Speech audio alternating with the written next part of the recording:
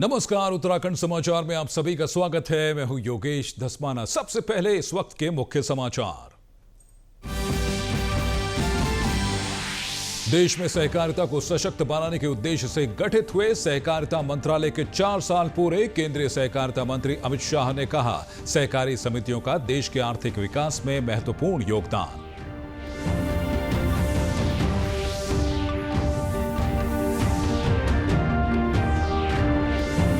मुख्यमंत्री पुष्कर सिंह धामी ने किया उत्तरकाशी जिले में भारी बारिश से प्रभावित क्षेत्रों का हवाई सर्वेक्षण। आपदा प्रभावित क्षेत्रों की वास्तविक स्थिति का किया आकलन। प्रभावित लोगों को तुरंत सहायता पहुंचाने के दिए निर्देश।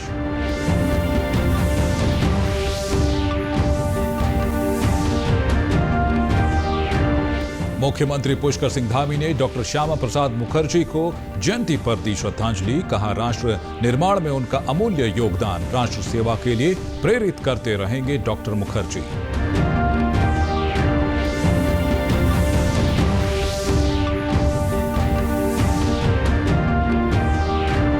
मसूरी में हर्षोल्लास से मनाया गया तिब्बती धर्मगुरु दलाई लामा का जन्म दिवस। मुख्यमंत्री पुष्कर सिंह धामी ने कहा, दलाई लामा ने पूरी दुनिया को दिखाया है शांति, अहिंसा और करुणा का मार्ग।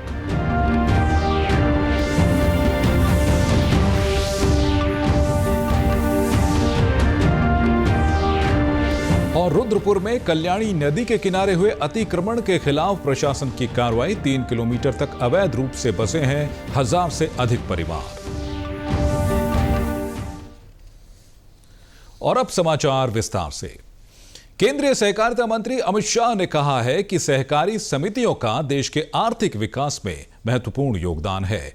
केंद्रीय सहकारिता मंत्री ने सहकारिता मंत्रालय के 4 वर्ष पूरे होने के अवसर पर गुजरात के आणंद में अमूल और राष्ट्रीय डेयरी विकास बोर्ड यानी NDDB के विभिन्न विकास कार्यों का उद्घाटन करते हुए ये बात कही। श्री शाह ने कहा कि उत्पादन और अनाजों की बिक्री से संबंधित 2 लाख नए प्राथमिक कृषि सहकारी समितियां PACS सहकारिता विश्वविद्यालय और 3 सहकारी समितियां और डेयरी से संबंधित 3 सहकारी समितियां एक साथ देश के सहकारी आंदोलन को और सशक्त बनाएंगे। दूध से लेकर बैंकिंग तक, चीनी मिलों से लेकर मार्केटिंग तक और कैश क्रेडिट से लेकर डिजिटल पेमेंट तक, आज सहकारी समितियां सक्षमता के साथ देश के आर्थिक विकास में योगदान दे रही है। अमूल की भूमि पर खड़ा रहकर मैं बोल रहा हूं, 36 लाख बहनें गुजरात में और 20 लाख बहनें देश में हर रोज परिश्रम कर कर दूध भरती है। 80,000 करोड़ का टर्नओवर है। अगले साल की बैलेंस शीट 1 लाख करोड़ की आएगी और इसका मुनाफा मेरी ये 56 लाख बहनों के अकाउंट में जाता है।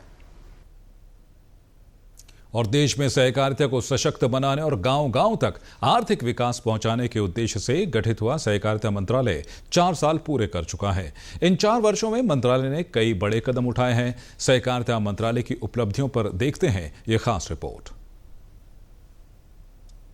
6 जुलाई 2021 को मोदी सरकार ने स्वतंत्र सहकारिता मंत्रालय का गठन किया। उद्देश्य था सहकार से समृद्धि की भावना को जमीनी हकीकत बनाना। पिछले 4 वर्षों में सहकारिता मंत्रालय ने कई बड़ी प्रमुख पहलों को कार्यान्वित किया है, जिससे देश भर में सहकारी समितियों के आर्थिक विकास और विस्तार के लिए नए अवसर पैदा हुए हैं। भारत ने 130 वर्षों में पहली बार ICA वैश्विक सहकारी सम्मेलन 2024 की मेजबानी की। प्रधानमंत्री नरेंद्र मोदी ने संयुक्त राष्ट्र के अंतर्राष्ट्रीय सहकारिता समिति वर्ष 2025 का भी शुभारंभ किया। सहकारी आंदोलन को मजबूत करने के लिए देश की सभी पंचायतों, गांवों को शामिल करते हुए नई बहुउद्देशीय पैक्स, डेयरी, मछली पालन सहकारी समितियों की स्थापना की जा रही है। मोदी सरकार ने देश भर में शहरी और ग्रामीण सहकारी बैंकों दोनों को सशक्त करने के लिए कई उपाय कर उनका विस्तार और वित्तीय पहुंच में वृद्धि सुनिश्चित की है। सहकारिता मंत्रालय ने सहकारिता आधारित श्वेत क्रांति 2.0 पहल की शुरुआत की है, जिसका लक्ष्य संगठित डेयरी सेक्टर में डेयरी सहकारी समितियों की हिस्सेदारी को बढ़ाना, छोटे डेयरी किसानों को बाजार पहुंच प्रदान करना और रोजगार सृजन एवं महिला सशक्तिकरण में योगदान देना है। सहकारिता आंदोलन का सबसे बड़ा लक्ष्य है गांवों, किसानों, महिलाओं को आर्थिक रूप में मजबूत करना, ग्रामीण क्षेत्रों में ही रोजगार के नए अवसर पैदा करना। पारदर्शिता को बढ़ाने के लिए देश भर में पैक्स को डिजिटाइज करने की ऐतिहासिक पहल भी चल रही है। अब पैक्स को सिर्फ ऋण तक सीमित नहीं रखा गया है, इनमें भंडारण, खुदरा दुकानों, ड्रोन सेवा, जन औषधि केंद्र, किसान समृद्धि केंद्रों, डीजल, पेट्रोल और गैस सहित ई मार्केटिंग जैसी 25 नई गतिविधियों से जोड़ा गया है। सहकारी समितियों के लिए पहली बार राष्ट्रीय सहकारी नीति बनाई गई और सभी सहकारी समितियों का नेशनल डेटाबेस तैयार किया गया। सहकारिता के क्षेत्र में इन प्रयासों से लाखों किसानों को सस्ती खाद, बीज, ऋण, भंडारण और बाजार की सुविधाएं एक ही छत के नीचे उपलब्ध हो रही हैं। सहकारिता मंत्रालय के 4 सालों ने सहकारिता आंदोलन को नई दिशा दी है, लेकिन सबसे बड़ी चुनौती है इन योजनाओं का लाभ हर अंतिम व्यक्ति तक पहुंचाना, जिसके लिए मोदी सरकार सहकारिता में जनभागीदारी और पारदर्शिता को बढ़ावा देकर लगातार काम कर रही है। मुख्यमंत्री पुष्कर सिंह धामी ने आज उत्तरकाशी जिले में भारी बारिश से प्रभावित क्षेत्रों का हवाई सर्वेक्षण किया है। मुख्यमंत्री ने आपदा प्रभावित क्षेत्रों की वास्तविक स्थिति का आकलन किया है। उन्होंने संबंधित अधिकारियों को निर्देश दिए थे कि प्रभावित लोगों को तुरंत सहायता पहुंचाई जाए और आवश्यक संसाधनों की कोई कमी न हो। मुख्यमंत्री ने कहा कि राज्य सरकार आपदा की इस घड़ी में प्रत्येक प्रभावित नागरिक के साथ खड़ी और सभी आवश्यक कदम उठाए जा रहे हैं। आपको याद है कि उत्तरकाशी में एक हफ्ते से यमुनोत्री हाईवे बंद है, जिससे कई वाहन और यात्री फंसे हुए हैं। वहीं यमुनोत्री धाम की यात्रा के लिए वाहनों की आवाजाही सिलाई बैंड और औजरी के पास से पिछले एक सप्ताह से थमी हुई है। बीते 28 जून की देर रात को सिलाई बैंड के पास बादल फटने और अतिवृष्टि की घटना के बाद राष्ट्रीय राजमार्ग का बड़ा हिस्सा पानी के बहाव में वॉश आउट हो गया था। बताया जा रहा है कि यमुनोत्री की तरफ 100 से ज्यादा यात्रियों के वाहन फंसे हुए हैं। वहीं औजरी के पास भी एक बड़ी खाई बन गई थी और इस जगह पर अब वैली ब्रिज का निर्माण कराया जा रहा है, जिसको तैयार होने में 4-5 दिन लग सकते हैं। वहीं सयाना चट्टी में यमुना नदी पर बनी झील के किनारे से मलबा हटाने का काम भी शुरू कर दिया गया है। प्रदेश के उच्च हिमालय क्षेत्रों में हो रही बारिश से पर्वतीय इलाकों की नदियां उफान पर हैं। रुद्रप्रयाग में अलकनंदा और मंदाकिनी नदी का जलस्तर खतरे के निशान से ऊपर बह रहा है, जिससे नदी किनारे की आबादी को खतरा उत्पन्न हो गया है। केदारनाथ से आने वाली मंदाकिनी नदी का खतरे का निशान 625 मीटर है, जबकि वो इससे लगभग 2 मीटर और ऊपर बह रही है। इसी तरह अलकनंदा नदी अपने खतरे के निशान 626 मीटर से 1 मीटर ऊपर बह रही है। पुलिस उपाधीक्षक प्रबोध कुमार खिल्डियाल के मुताबिक रुद्रप्रयाग पुलिस व आपदा प्रबंधन विभाग द्वारा निरंतर नदी किनारे निवासरत लोगों को अनाउंसमेंट कर सुरक्षित स्थानों पर जाने को कहा जा रहा है। संबंधित थाने चौकी के माध्यम से भी निगरानी रखी जा रही है। देखिए, जो नदी के किनारे पे लोग बसावट है, उसमें भी प्रशासन द्वारा लगातार उनको चेतावनी दी जा रही है और जैसे जैसे बारिश होती है तो उस तरह से हम लोग भी पुलिस विभाग की तरफ से भी जो है लगातार अनाउंसमेंट किया जाता है। दूसरी चीज़ ये है कि जैसे कभी डैम से पानी छोड़ा जाता है तो हमारे पास पहले से ये सूचना आ जाती है, तो कंट्रोल रूम के माध्यम से हम सभी थाना और चौकियों को हम अवगत कराते हैं और थाना चौकियों के माध्यम से भी हम इसमें अनाउंसमेंट करते हैं ताकि लोग नदी किनारे न जाएं। और जो नदी किनारे लोग अस्थायी रूप से झोपड़ी बनाकर शायद रहते हैं, मेरे ख्याल से अब तो कोई भी नहीं है, वर्तमान में हम सभी हटा दिए हैं, लेकिन जो भी लोग वहाँ जाते हैं तो अपनी सुरक्षा को ध्यान में रखते हुए और उनको लगातार हमको अवेयर करा रहे हैं, उनको हटा रहे हैं। रुक करेंगे अगली खबर का। मुख्यमंत्री पुष्कर सिंह धामी ने शिक्षाविद व चिंतक डॉक्टर श्यामा प्रसाद मुखर्जी की जयंती पर उन्हें श्रद्धांजलि अर्पित की। मुख्यमंत्री आवास में आयोजित कार्यक्रम में मुख्यमंत्री ने कहा कि भारतीय जनसंघ के संस्थापक डॉक्टर श्यामा प्रसाद मुखर्जी एक कुशल राजनीतिज्ञ, विद्वान और स्पष्टवादी नेता थे। राष्ट्र निर्माण में उनका अमूल्य योगदान अविस्मरणीय है। उन्होंने कहा कि डॉक्टर श्यामा प्रसाद मुखर्जी के विचार हमें सदैव राष्ट्र सेवा के लिए प्रेरित करते रहेंगे। इसके साथ ही डॉक्टर मुखर्जी की जयंती पर देहरादून स्थित भाजपा प्रदेश कार्यालय में विशेष कार्यक्रम का आयोजन किया गया। इस कार्यक्रम में पार्टी के प्रदेश अध्यक्ष महेंद्र भट्ट सहित पार्टी के कई वरिष्ठ नेताओं और कार्यकर्ताओं ने डॉक्टर श्यामा प्रसाद मुखर्जी को भावभीनी श्रद्धांजलि अर्पित की।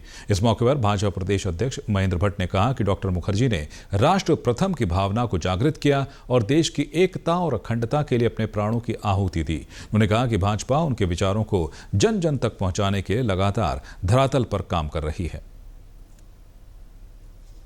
देश की एकता अखंडता के लिए उनके बलिदान को देश कभी भूल नहीं सकता है। आने वाली पीढ़ी में उनके विचारों को हम प्रत्येक युवा पीढ़ी तक पहुंचाने में कामयाब हों, सफल हों, इस भाव के साथ भारतीय जनता पार्टी हर वर्ष उनकी जयंती कार्यक्रम हो या 21 जून को उनका जो महानिर्वाण दिवस है उसको मनाने का विषय हो, अब इसको मनाते हैं। हम जानते हैं कि आज भारतीय जनता पार्टी कार्यकर्ता मातृभूमि की रक्षा के लिए, मातृभूमि के श्रद्धा के भाव के साथ खड़ा है, उसमें डॉक्टर साहब का बहुत बड़ा योगदान है। मुख्यमंत्री पुष्कर सिंह धामी ने तिब्बती धर्मगुरु दलाई लामा के 90वें जन्मदिवस के मौके पर आज क्लेमेंट टाउन देहरादून में आयोजित कार्यक्रम में भाग लिया। उन्होंने इसके लिए सभी देशवासियों और तिब्बती समाज को बधाई व शुभकामनाएं दी हैं। इस मौके पर मुख्यमंत्री ने बुद्धा टेम्पल मार्ग का चौड़ीकरण करने तथा तिब्बती शमशान घाट में टीन शेड का निर्माण करने की घोषणा की। मुख्यमंत्री ने कहा कि दलाई लामा जी ने पूरी दुनिया को शांति, अहिंसा और करुणा का मार्ग दिखाया है। उनकी शिक्षाएं आज के समय में और भी अधिक प्रासंगिक हैं जब विश्व अनेक चुनौतियों का सामना कर रहा है। वहीं मसूरी में भी आज तिब्बती धर्मगुरु दलाई लामा का जन्मदिवस हर्षोल्लास व श्रद्धा के साथ मनाया गया। इस मौके पर स्थानीय तिब्बती समुदाय द्वारा एक कार्यक्रम आयोजित किया गया जिसमें पारंपरिक सांस्कृतिक प्रस्तुतियां व पर्यावरण संरक्षण के प्रति संकल्प शामिल थे। कार्यक्रम की शुरुआत दलाई लामा के जीवन परिचय और उनके विश्व शांति, करुणा और अहिंसा के संदेश को साझा करते हुए वक्ताओं ने उनके संघर्षमय जीवन, निर्वासन के पश्चात भारत में उनके योगदान तथा वैश्विक स्तर पर उनके आध्यात्मिक नेतृत्व की सराहना की। इस मौके पर तिब्बती बच्चों और युवाओं द्वारा रंगारंग सांस्कृतिक कार्यक्रम प्रस्तुत किए गए जिनमें पारंपरिक नृत्य, भजन और तिब्बती संगीत शामिल था। आयोजकों ने बताया कि यह उत्सव न केवल दलाई लामा के जन्मदिन का स्मरण था बल्कि ये उनके विचारों और शिक्षाओं को अपनाने का भी अवसर बना। आज 90 वर्ष हुआ है। इस साल पूरे साल यहाँ स्कूल में नॉन वेज नहीं खाया गया स्कूल में, और पूरे साल कंपैशन का बात करेगा। पूरे साल हम लोग जितना भी हो सके दूसरे का भला करने के लिए, दूसरे को मदद करने, प्लांट लगाने कुदरत के लिए, क्योंकि ये सब दलाई लामा जी का ये है खुद का जीवन भर का धर्म किया है वो उसके है। अब खबर है रुद्रपुर से, जहां अतिक्रमण कर अवैध रूप से बसे परिवारों पर नगर निगम कार्रवाई करने जा रहा है। रुद्रपुर नगर निगम ने कल्याणी नदी के किनारे लगभग 3 किलोमीटर तक अवैध रूप से बसे 1000 से अधिक परिवारों को नोटिस जारी किया है। इस नोटिस में 5 जुलाई तक अतिक्रमण हटाने का समय दिया गया था। ऐसा नहीं करने की स्थिति में प्रशासन, नगर निगम और सिंचाई विभाग की संयुक्त टीम की कार्रवाई की चेतावनी दी गई थी। हालांकि नोटिस का समय खत्म होने के बावजूद अतिक्रमण हटाया नहीं गया है। वहीं वरिष्ठ अधिकारियों का कहना है कि अतिक्रमणकारियों को सुनवाई के मौके देते हुए संयुक्त टीम कार्रवाई करेगी। वहीं जिला विकास प्राधिकरण के सचिव पंकज उपाध्याय ने बताया कि नगर निगम ने कल्याणी नदी में कूड़े के ढेर की सफाई करा दी है, लेकिन अतिक्रमण का स्थायी समाधान जरूरी है। उन्होंने कहा कि औसतन 40 मीटर का प्रवाह क्षेत्र कल्याणी नदी का है जिसके दोनों तरफ अतिक्रमण है। उन्होंने कहा कि नदी क्षेत्र में नमामि गंगे की योजना प्रस्तावित है जिसके लिए प्रवाह क्षेत्र को अतिक्रमण मुक्त कराया जाना है। जिला विकास प्राधिकरण के सचिव ने कहा कि नदी के डाउनस्ट्रीम की तरफ हुए अतिक्रमण के खिलाफ प्रशासन ने कार्रवाई की है जो आगे भी जारी रहेगी। जो एक योजना प्रस्तावित है नमामि गंगे की, उसके लिए भी आवश्यक है कि उसका प्रवाह क्षेत्र खाली हो तभी ताकि उसे किनारे किनारे पर सीवर लाइन बनाते हुए एसटीपी का निर्माण किया जा सके। इसी क्रम में जो उसका डाउन स्ट्रीम है जहाँ पर पहाड़ के अंदर का क्षेत्र आता है उसमें भी प्राधिकरण ने भी कार्रवाई करी है। उसमें जो नदी के किनारे भी हैं वो भी, और जो नजूल के अवैध कब्जे लगातार बढ़ते जा रहे हैं उनको ध्यान रखते हुए कार्रवाई की गई है, चिन्हीकरण किए गए हैं, नोटिस दिया गया है। उनको भी सुनवाई का अवसर देते हुए, उनकी बात सुनते हुए, उनके दस्तावेज देखते हुए अंतिम निर्णय किया जाएगा। निश्चित तौर पे रुद्रपुर की बाढ़ की जो समस्याएं पिछले गत वर्षों में आती रही हैं उनके अस्थायी समाधान के लिए काम करना आवश्यक है। और आपको बता दें कि टांडा जंगल से निकलने वाली कल्याणी नदी का पानी सालों पहले इतना स्वच्छ था कि लोग इसमें स्नान करते थे, लेकिन अतिक्रमण ने इसकी तस्वीर बदल कर रख दी है और इस नदी का प्रवाह सिकुड़ गया है। कुछ साल पहले रुद्रपुर में हुई जलभराव की समस्या से निपटने के लिए नदी क्षेत्र में हुए अतिक्रमण को हटाना आवश्यक है। और यहां वक्त हो चला एक छोटे से ब्रेक का। ब्रेक के बाद फौरन हाजिर होते हैं। आप बने रहिए टीडी न्यूज उत्तराखंड के साथ।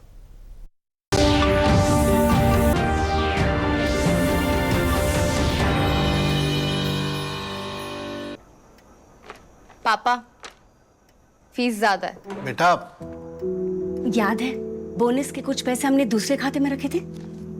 2 साल से खाते में कोई लेन देन नहीं हुआ है, शायद इनऑपरेटिव हो गया होगा। तो अब बैंक जाके या वीडियो केवाईसी से केवाईसी अपडेट कराओ, खाता होगा एक्टिव एकदम फ्री। चलो कहाँ? एडमिशन कराने। खाता हुआ एक्टिव। RBI कहता है जानकार बनिए, सतर्क रहिए।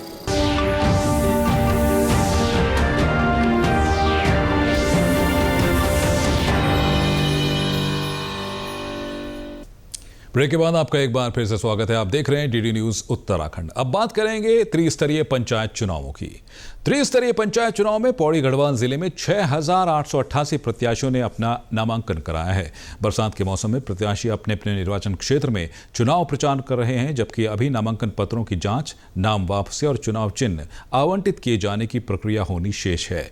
पौड़ी गढ़वाल की कुल 1,166 ग्राम पंचायतों में ग्राम पंचायत सदस्य के 8,188 पद हैं, जिनके लिए 2,469 प्रत्याशियों ने ही नामांकन किया है, जबकि प्रधान पद के लिए 2,902 प्रत्याशी चुनावी मैदान में हैं।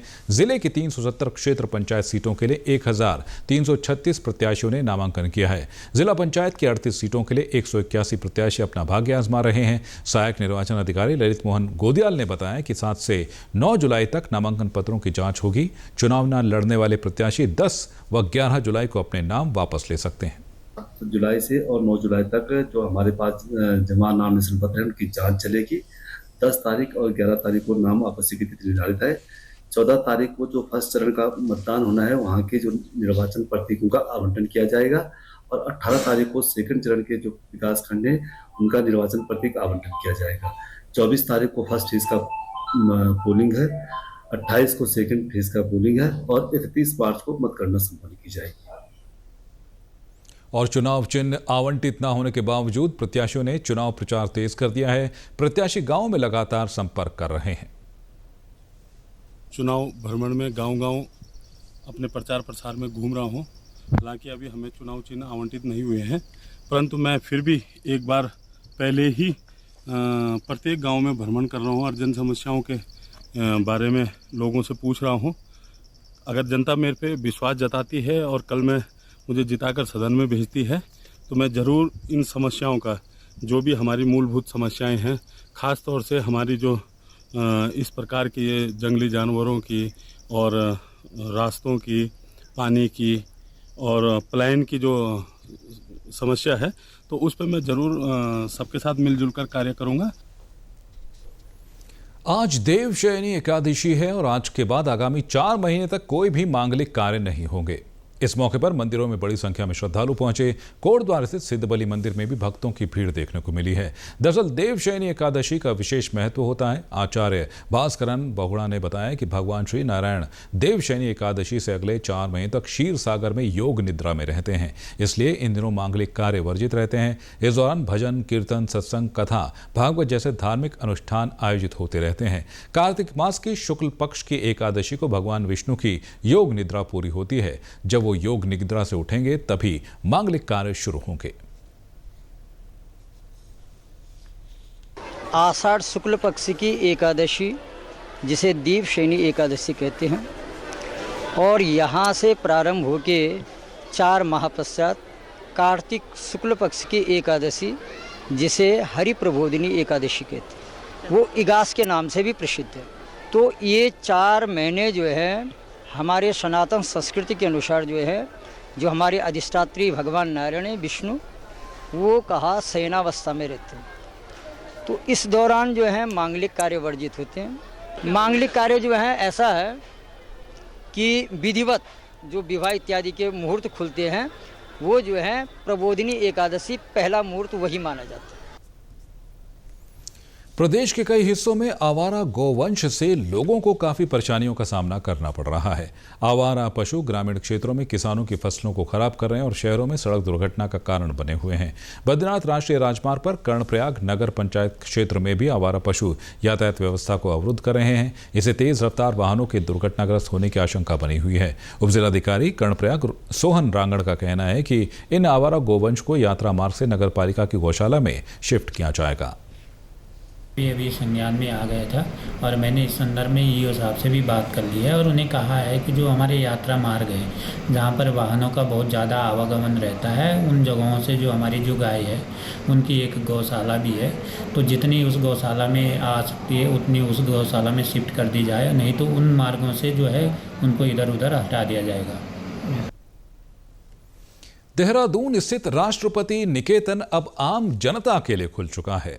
इस ऐतिहासिक स्थल को देखने के लिए लगातार लोग यहां पहुंच रहे हैं। राष्ट्रपति निकेतन पर देखिए हमारी ये खास report.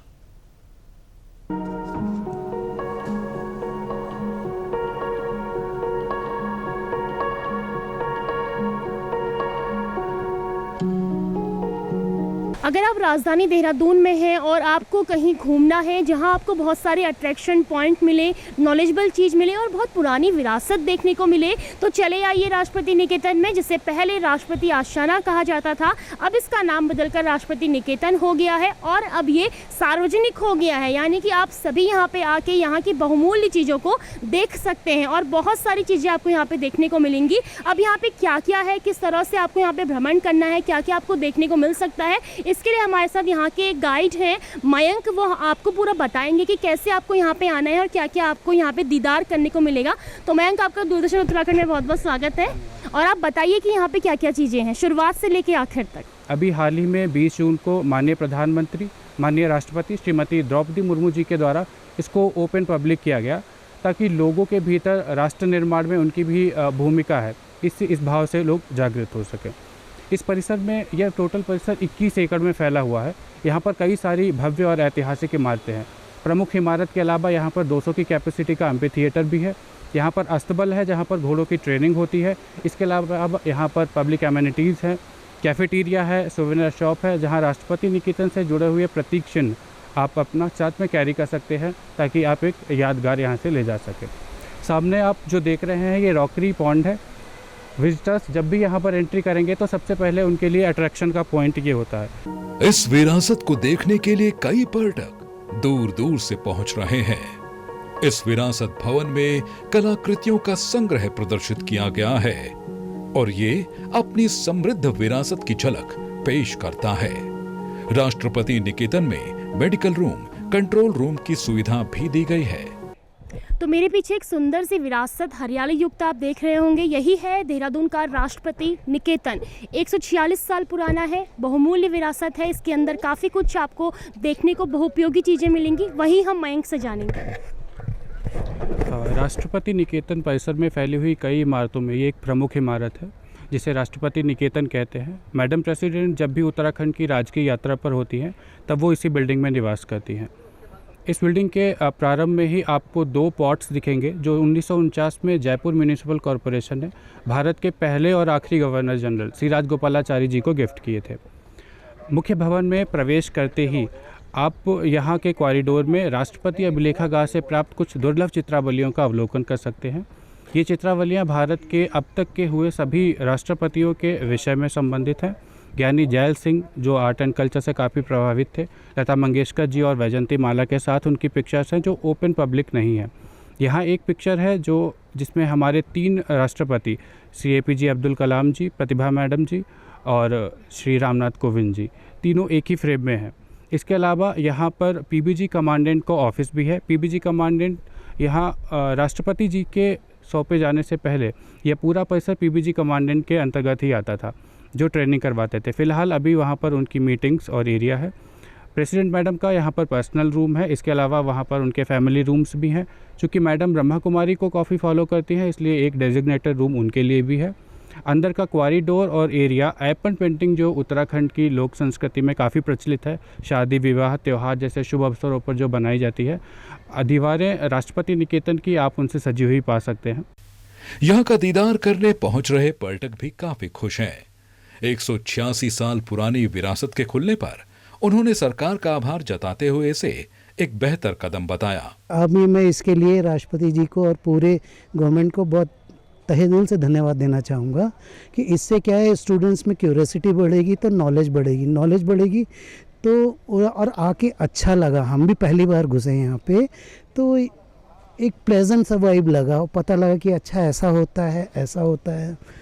In all it's a very good step. मतलब दिल से अच्छा लगा है मुझे और मैं सभी को धन्यवाद देना चाहूँगा इसके लिए।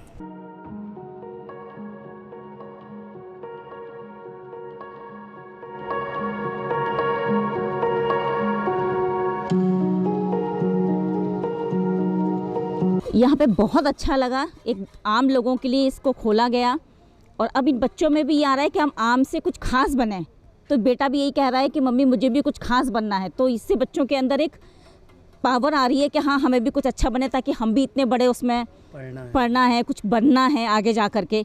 सारे राष्ट्रपति शुरू से लेकर के आखिरी तक के अब तक के जितने भी हैं उन सब के फ़ोटोज़, उनके बारे में सब कुछ यहाँ पे देखने को बच्चों को मिल रहा है। ये तो नॉलेज कैसे गेन करेंगे। तो आज मैंने सोचा एक बार जाके देखा जाए, और मैं बहुत ही खुश हूँ जिस तरीके से ये बना हुआ है, क्योंकि ये खाली एक घूमने का स्पॉट नहीं है। सबसे पहले मैं आपको ये बता दूं, क्योंकि ये बहुत ही सुंदर, अगर आप नेचर लवर हैं और अगर आप वाकई में देखना चाहते हैं कि हमारी जो रॉयल्टी थी, जो प्रेसिडेंट कैसे रहते थे, किस तरीके से रहते थे, कैसे कहाँ पे कॉन्फ्रेंस मीटिंग्स करते थे, सो आई थिंक आपको लाना चाहिए और अपनी फैमिली को भी लाना चाहिए, क्योंकि वो भी देखेंगे। और यहाँ पे सारे प्रेसिडेंट्स, फर्स्ट प्रेसिडेंट से लेके लास्ट प्रेसिडेंट की बहुत अच्छी फ़ोटोग्राफ्स लगी हुई हैं। और आपका जो वो पैसेज है आप जो देखेंगे, जहाँ से आपको आपको प्रॉपर गाइड आपको ले जाएंगे, आपको सब चीज़ के बारे में बताएंगे। तो बहुत सुंदर एक सोवेनियर शॉप है जो थोड़ी एक्सपेंसिव है। यहाँ न केवल आगंतुक सुविधा केंद्र, घुड़सवारी, कला प्रदर्शनी, कैफेटेरिया व स्मारका स्टोर जनता को देखने को मिलेंगे, बल्कि बच्चे साइकिलिंग करने के साथ ही विश्व स्तरीय खेल सुविधाओं का भी लाभ ले सकेंगे। इसके साथ ही यहाँ मौजूद सोवेनियर शॉप में कई सारी आकर्षक वस्तुएं हैं जिन्हें पर्यटक खरीदकर अपने घरों में सजा सकते हैं। ब्यूरो रिपोर्ट, दूरदर्शन समाचार, देहरादून। उत्तराखंड पुलिस में आईजी के पद से सेवानिवृत्त होने के बाद अब विमला गुंज्याल अब समाज सेवा में जुट गई हैं। पिथौरागढ़ जिले की मूल निवासी विमला गुंज्याल को उनके पैतृक गांव गुंजी का ग्राम प्रधान निर्विरोध चुना गया है। धारचूला विकास खंड के इस अति दुर्गम गांव में अब गांव की बागडोर एक अनुभवी प्रशासनिक अधिकारी के हाथों में है। 35 वर्षों की प्रशासनिक सेवा के बाद विमला अब अपनी ऊर्जा और अनुभव को गांव के विकास में समर्पित कर रही हैं। निर्विरोध ग्राम प्रधान चुने जाने के बाद उन्होंने कहा कि वो ग्रामवासियों की उम्मीदों पर खरा उतरने की पूरी कोशिश करेंगी। सभी के आशीर्वाद से ये चुनौती स्वीकार करने का अवसर मिला, और इस चुनौती को स्वीकार करने के लिए जो विशेष बात थी कि मुझे किसी भी स्थिति में कोई लड़के कोई पद नहीं लेना था। बस गांव वालों के आशीर्वाद से, उनके एक तरीके से अनुरोध पे कहिएगा, मैंने कहा कि अगर निर्विरोध अगर हमारे गांव से चुनाव के लिए या चुनने के लिए अगर एक मत एक राय होते हैं तो उसी स्थिति में मैं इस पद को स्वीकार कर पाऊंगी। तो ईश्वर की कृपा, सबके आशीर्वाद, सबके सहयोग, सबके त्याग की वजह से आज ये शुभ दिन भी आ गया है। तो डीडी न्यूज उत्तराखंड के इस बुलेटिन में अभी के लिए बस इतना ही, लेकिन प्रदेश से जुड़ी अपडेट्स के लिए आप हमसे सोशल मीडिया के माध्यम से भी जुड़ सकते हैं। हमारा एक्स हैंडल है DD_News_देहरादून, हमारा फेसबुक पेज है DD न्यूज उत्तराखंड, हमारे YouTube channel DD news Uttarakhand को आप सब्सक्राइब करें और हमारे Instagram page DD news Uttarakhand को भी फॉलो करें। तो इस बुलेटिन में इतना ही, फिलहाल दीजिए इजाजत, नमस्कार।